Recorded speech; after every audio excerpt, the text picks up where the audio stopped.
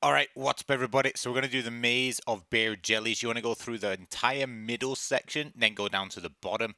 The middle section contains like destruction and stuff, but each destruction releases bear jellies, and it's a random bear jelly, but they provide you with so many points that you don't actually need the magnet. The magnet one is really helpful on the top route, but you don't really need it. So entire middle plus the bottom, like, is it bottom 3 or 4, and you should be good. This should get you 2 billion points. Yes, it's a long run. It is a long run. So just be ready for that. We're going to be using Dark Enchantress. We're going to be using a Lifesaver. Our relay is going to be Lobster. Our 3 treasures are, as you can see, the Turbo, the Wave Shell, and the Map.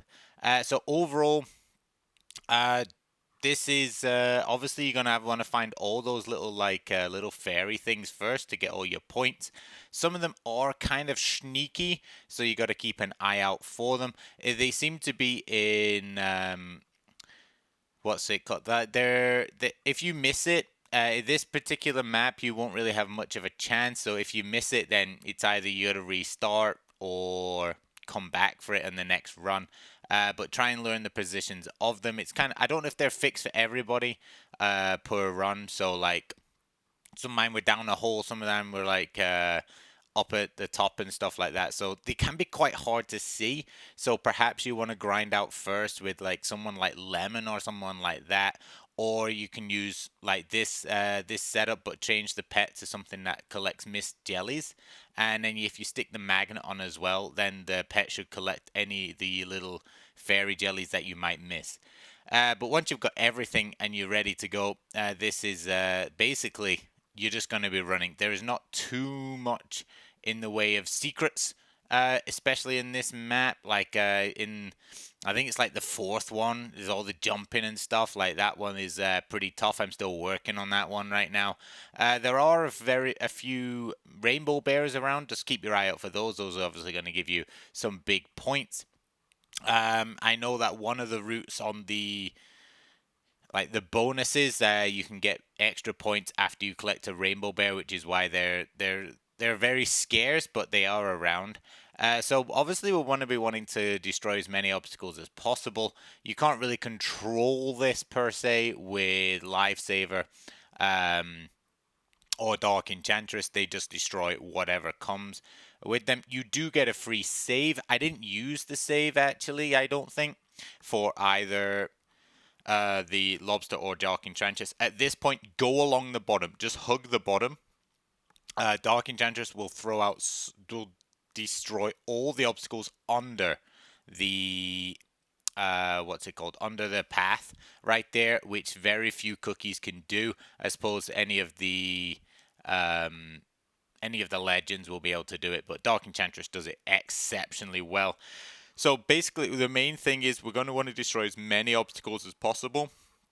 By destroying the obstacles, we're going to release so many extra bears that it just negates the need for the magnet.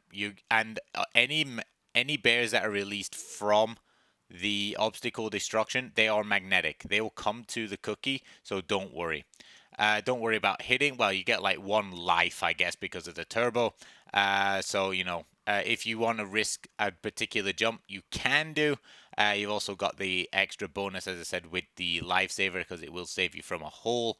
But I wouldn't rely on it per se. But it might be quite a good strat to use the save. So you're gonna push Dark Enchantress, you're gonna push Lobster that little bit further. These platforms can be quite tricky, especially if you start single jumping along it. You can sometimes misjudge it and you'll end up falling down. If you've already used the save, then you're going to have to waste energy plus crystals or a ticket, so don't do that. That was a very lucky jump. I totally misjudged it, but Lifesaver, life saving me right there. Easy clap. So as you can see, we've already got nearly 1 billion points with Dark Enchantress on her own. Which is pretty mental, to be perfectly honest. But she's still got so much health because she restores so much of her own health. It is insane. I'm thinking I don't know it. I've seen like people use fairy, sea fairy cookie as well for this one. I mean, just use whatever, but this combo will get you the triple S rank very, very easily. Plus, it will get you. You've got like an exceptional chance to get into the top 1%. The I would say this is one of the longer runs we have to do, especially if you compare it to like the first one, for example, because we're not collecting so much health, but Dark Enchantress just keeps generating her own health. Lifesaver keeps giving us health back, and it does. It is a long, long run overall. So to be honest, though, I don't know how many people are really aiming, per se, to get into the top 1%. I think at the time of recording this got me to like 16th place. But that'll probably drop down, as does everything when people start really try-harding and like perfecting the runs and stuff like that. But, you know, I'm not really too bothered about getting top 1%. If I can, it's great. If not, then it's fine. I just want to, like, it's actually pretty fun, this event. It's very grindy.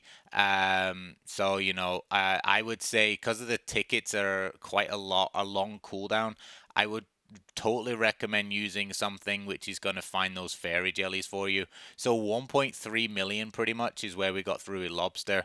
I delay Lobster a little bit too much here on the first set.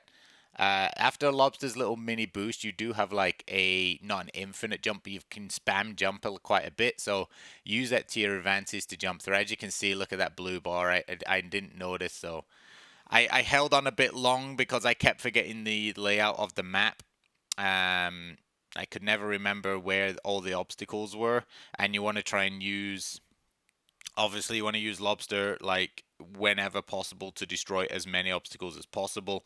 His skill is really good for destroying obstacles, and especially like this last one as well.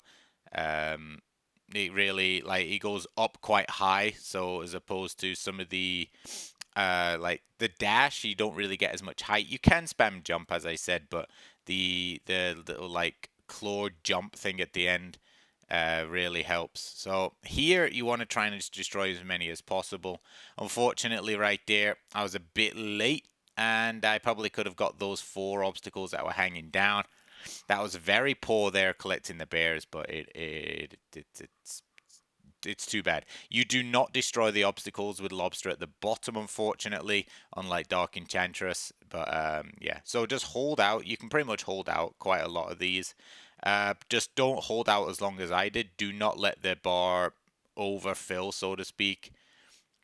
If you didn't do that, then you're gonna lose like a lot of potential distance and stuff like that. So if you don't, you can actually, if you manage to get everything out without overcharging, you can actually get a third one out here and blast a little bit further and get a bit of extra range before the reset.